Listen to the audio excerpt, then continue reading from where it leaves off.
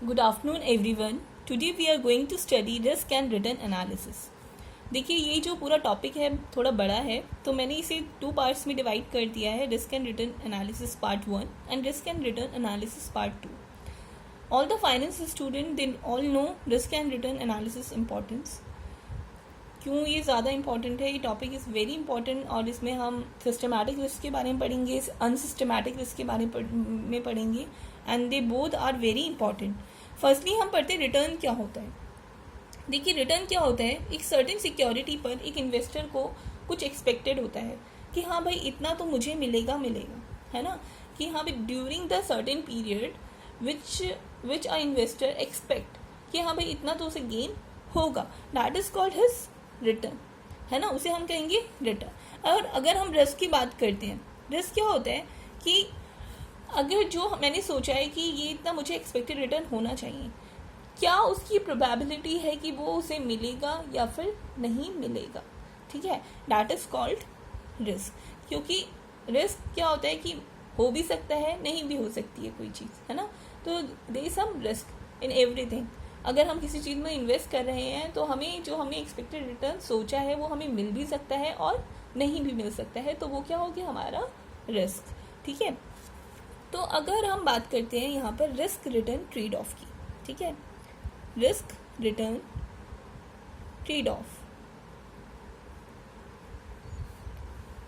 Risk return trade off क्या होता है, देखिए हमारा जैसे जैसे हम रिस्क बढ़ाते हैं, है ना, तो वैसे वैसे हमारा रिटर्न भी बढ़ता है, और जैसे जैसे हम रिस्क को कम करते हैं हमारा रिटर्न भी कम होता जाता है. तो ये दोनों साथ में चलते हैं, दोनों एक साथ काम करते हैं. जैसे जैसे रिस्क बढ़ता है वैसे वैसे रिटर्न भी बढ़ता है, जैसे जैसे रिस्क कम होता है वैसे वैसे रिटर्न भी कम होता है. तो इसे हम एक डायग्राम के थ्रू भी समझा सकते हैं. जैसे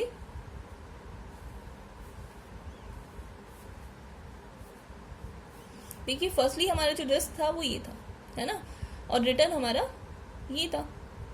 बट जैसे जैसे हमने रिस्क को बढ़ाया तो हमारा रिटर्न भी क्या हो गया, बढ़ गया. तो ये क्या होता है रिस्क रिटर्न ट्रेड ऑफ.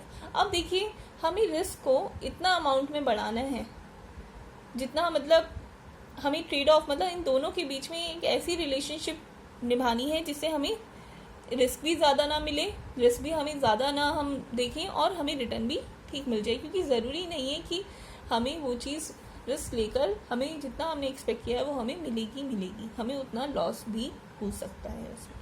ठीक है, तो हमें देखना होता है कि हमें कितना रिस्क लेना है जिससे हमें इतना अमाउंट ऑफ रिटर्न मिल जाए. That is called risk return trade off. ठीक है, अब देखिए बात करते हैं हम टाइप्स ऑफ रिस्क की. It is very important. Types of risk, risk कितने टाइप के होते हैं, तो टाइप ऑफ रिस्क की बात करते हैं. टाइप ऑफ रिस्क मतलब कि रिस्क कितने टाइप के होते हैं, रिस्क 2 टाइप्स के होते हैं हमारे, सिस्टमैटिक रिस्क और अनसिस्टमैटिक रिस्क. ठीक है, तो रिस्क होते हैं हमारे 2 टाइप्स के. फर्स्ट इज सिस्टमैटिक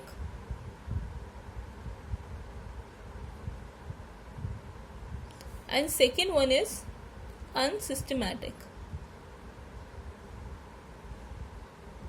अब देखिए सिस्टमैटिक रिस्क क्या होता है. सिस्टमैटिक रिस्क को पहले तो आप ये जान लीजिए, इसे हम बीटा से डिनोट करते हैं. ठीक है, और ये क्या होता है, अनकंट्रोलेबल होता है. इसे हम अनकंट्रोलेबल भी कहते हैं. अनकंट्रोलेबल. अनकंट्रोलेबल क्यों कहते हैं, क्योंकि जो सिस्टमैटिक रिस्क होता है वो डिपेंड करता है हमारे एक्सटर्नल फैक्टर्स पर. ठीक है, एक्सटर्नल फैक्टर कैसे, जैसे अगर मान लीजिए इंटरेस्ट रेट बढ़ जाती है या इन्फ्लेशन बढ़ जाती है या मार्केट में कोई रिस्क है, तो ये सब इन पर डिपेंड करता है सिस्टमैटिक रिस्क. ठीक है, तो सिस्टमैटिक रिस्क को हम कंट्रोल नहीं कर सकते. ठीक है, अगर मैं कोई कंपनी हूँ और मेरी कंपनी को कोई जो एक्सटर्नल फैक्टर्स हैं वो अफेक्ट कर रहे हैं, तो मैं एक्सटर्नल फैक्टर्स को चेंज नहीं कर सकती हूँ. मान लीजिए पॉलिटिकल इंस्टेबिलिटी है मेरी एरिया में जहाँ मैं रहती हूँ या जहाँ मेरी कंपनी है, तो उस चीज़ को मैं कंट्रोल नहीं कर सकती हूँ. ठीक है, तो डैट इज़ अनकंट्रोलेबल. तो इसी वजह से इन्हें हम क्या कहते हैं, अनकंट्रोलेबल रिस्क भी कहते हैं. और अगर हम बात करते हैं अनसिस्टमैटिक रिस्क की, तो अनसिस्टमैटिक रिस्क क्या होते हैं, हमारे कंट्रोलेबल होते हैं, इन्हें हम कंट्रोल कर सकते हैं. ठीक है, अब कंट्रोलेबल क्यों होते हैं, क्योंकि ये क्या होते हैं, इंटरनल फैक्टर्स पर डिपेंड करते हैं. जैसे कोई कंपनी है, उसके इंटरनल फैक्टर क्या हो सकते हैं, मान लीजिए उसकी डिमांड क्रिएट नहीं हो रही है, उस कंपनी में जो भी प्रोडक्ट हम जनरेट करते हैं उसकी डिमांड नहीं है, ठीक है, या फिर रॉ मटेरियल अवेलेबिलिटी नहीं है, ठीक है, या फिर मैनेजमेंट की इफिशिएंसी अच्छी नहीं है, तो these are the reasons of unsystematic risk, कि कोई कंपनी जो अच्छा काम नहीं कर रही है उसमें कुछ रिस्क हो सकते हैं, अनसिस्टमैटिक रिस्क, ठीक है। तो ये होते हैं सिस्टमैटिक रिस्क और अनसिस्टमैटिक रिस्क। अब हम बात करते हैं इसके भी टाइप की। जो सिस्टमैटिक रिस्क होता है वो भी हमारा 3 टाइप का होता है। फर्स्ट होता है हमारा इंटरेस्ट रेट रिस्क, ठीक है। Interest rate risk, interest rate risk क्या होता है? देखिए, हमारी जो इकोनॉमी है, जो हमारी कंट्री है या कोई भी कंट्री है, उसमें क्या होता है, इंटरेस्ट रेट बढ़ती और घटती रहती है, ठीक है। तो जो प्राइस होता है सिक्योरिटी का, उस पर ये कैसे असर डालता है, कैसे अफेक्ट करता है? तो देखिए, जैसे जैसे हमारा इंटरेस्ट रेट बढ़ता है वैसे वैसे जो प्राइस ऑफ सिक्योरिटी है वो घटता है, ठीक है। ये दोनों क्या होते हैं, इन्वर्सली प्रोपोर्शनल होते हैं। जैसे जैसे हम इंटरेस्ट रेट को बढ़ाते हैं हमारे प्राइस ऑफ सिक्योरिटी कम होता है, और जैसे जैसे हम इंटरेस्ट रेट को कम करते हैं वैसे वैसे प्राइस ऑफ सिक्योरिटी ज़्यादा होता है, ठीक है। इसलिए हमें कभी इन्वेस्ट करना है अगर सिक्योरिटी में, तो हमें तब इन्वेस्ट करना चाहिए जब इंटरेस्ट रेट हमारा कम हो, ठीक है। इसी को हम कहते हैं इंटरेस्ट रेट रिस्क, क्योंकि अगर इंटरेस्ट रेट अचानक से बढ़ जाती है तो प्राइस क्या होता है, एकदम से डिक्रीज हो जाता है सिक्योरिटी का, ठीक है। अब सेकेंड वन जो होता है हमारा, वो होता है मार्केट रिस्क। देखिए, मार्केट रिस्क क्या होता है? मार्केट में बहुत सारी चीज़ें होती हैं जो हमारे बिजनेस को अफेक्ट करती है, ठीक है। अगर मान लीजिए मार्केट में कोई ऐसी कंपनी थी, अगर मान लीजिए मैं कंस्ट्रक्शन के बिजनेस में हूँ और सीमेंट इंडस्ट्री है, उसके प्राइसेस कम हो रहे हैं, उसकी सिक्योरिटीज़ के प्राइसेस कम हो रहे हैं, तो इनडायरेक्टली मुझ पर भी इस चीज़ का अफेक्ट पड़ेगा, है ना। तो इस तरह से हम कह सकते हैं कि मार्केट में जो चीज़ें होती हैं, मार्केट में कुछ फैक्टर्स ऐसे होते हैं जो हमारे बिजनेस को भी अफेक्ट करते हैं। तो इस तरह से ये मार्केट रिस्क जनरेट करता है। Third one is purchasing power risk.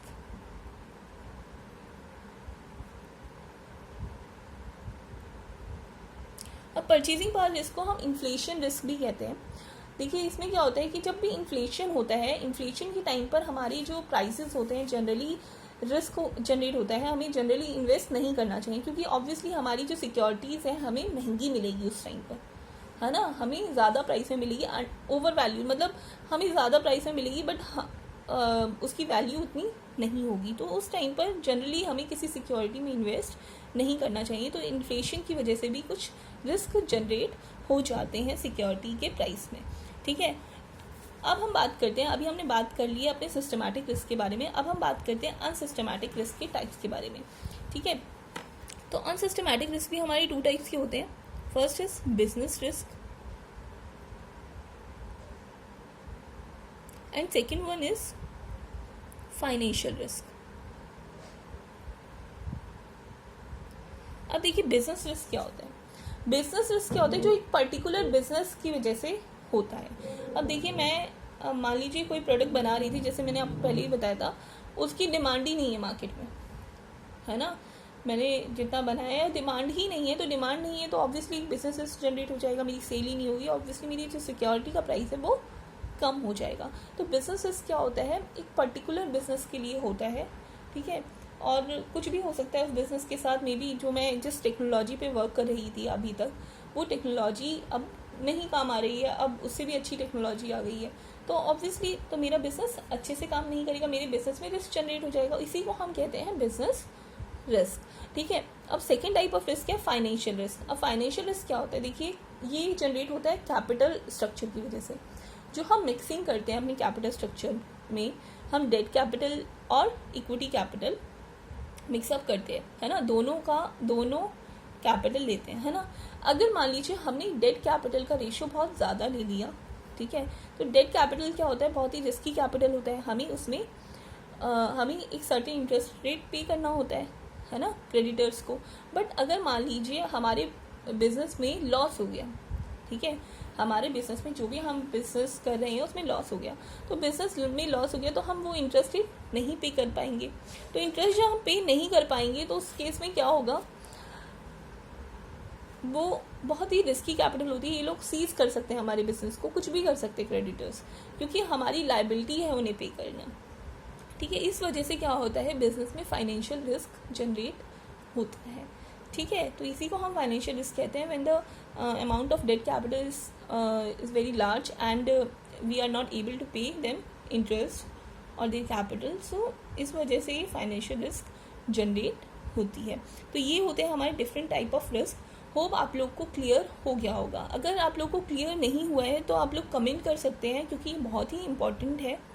ठीक है, अगर हम बात करते हैं नेक्स्ट हम बात करते हैं difference between systematic risk and unsystematic risk. ठीक है क्लास, देखिए difference between systematic and unsystematic risk. देखिए अगर हम सिस्टमैटिक रिस्क की बात करते हैं,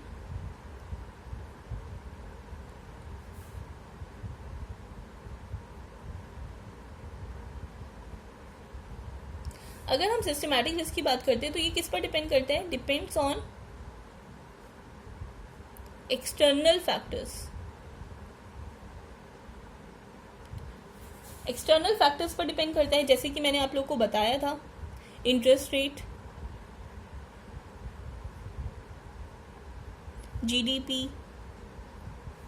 inflation and many other external factors.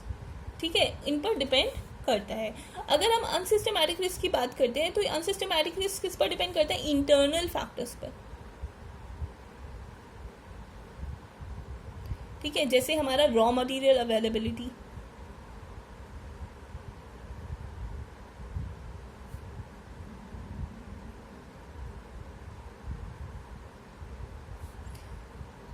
Consumer demand, ठीक है, एक्सेट्रा। सेकेंड अगर डिफरेंस की बात करते हैं तो सेकेंड डिफरेंस क्या होता है, ये क्या होता है, अनकंट्रोलेबल रिस्क होता है।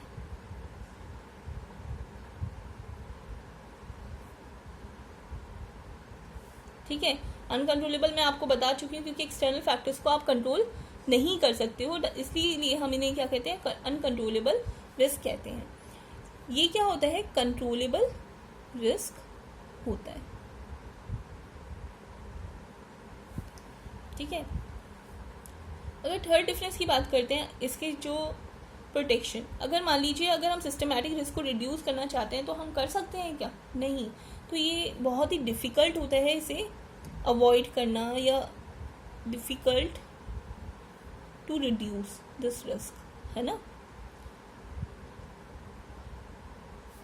इसे हम कम नहीं कर सकते, बहुत ही मुश्किल होता है इसे कम करना, बट इसे हम कम कर सकते हैं। It can be reduce by using diversification. मतलब अगर हम डाइवर्सिफिकेशन करेंगे, डाइवर्सिफिकेशन के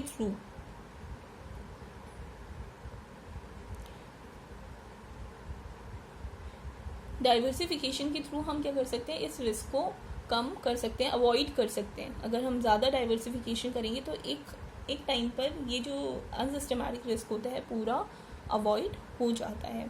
ठीक है, फोर्थ पॉइंट है इसके टाइप्स। ये क्या होते हैं, 3 टाइप्स के होते हैं, वो हमें पता है, interest rate risk, purchasing power risk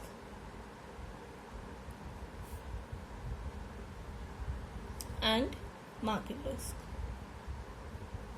ठीक है, और ये क्या होता है, ये 2 टाइप्स का होता है, financial risk and business risk. ठीक है, तो these are the differences of systematic and unsystematic risk. अभी मैं आपको एक डायग्राम के थ्रू एक चीज़ बताना चाहूँगी। देखिए ये डायग्राम है, इसमें हमने वन साइड में वर्टिकली हमने रिस्क को ले लिया है और हॉरिजॉन्टली हमने नंबर ऑफ सिक्योरिटीज़ को ले लिया है। अब देखिए जैसे जैसे हम नंबर ऑफ सिक्योरिटीज़ को बढ़ा रहे हैं, पहले तो इनिशियली जो हमारा टोटल रिस्क होता है, total risk is equal to unsystematic risk plus systematic risk.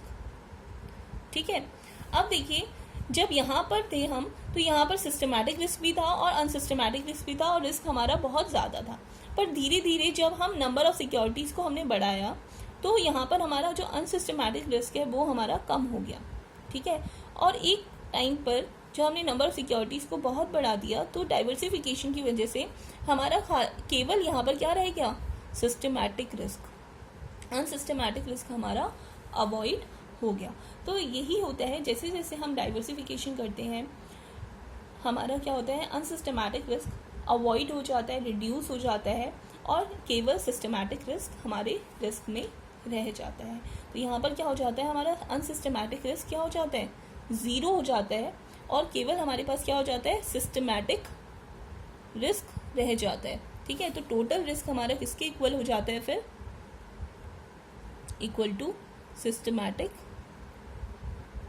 Risk, ठीक है। तो ये चीज़, ये कंसेप्ट है आपका रिस्क एंड रिटर्न का। अभी जो नेक्स्ट पार्ट है उसमें हम डिस्कस करेंगे हम कैसे सिस्टमैटिक रिस्क यानी कि बीटा की वैल्यू को हम कैसे कैलकुलेट करते हैं। ओके, आज के लिए हम यहीं एंड करते हैं अपनी क्लास को। Thank you for watching my video, and if you like my video then please share, like and subscribe my channel, and please press the bell icon so that you can get notifications. Okay, thank you class.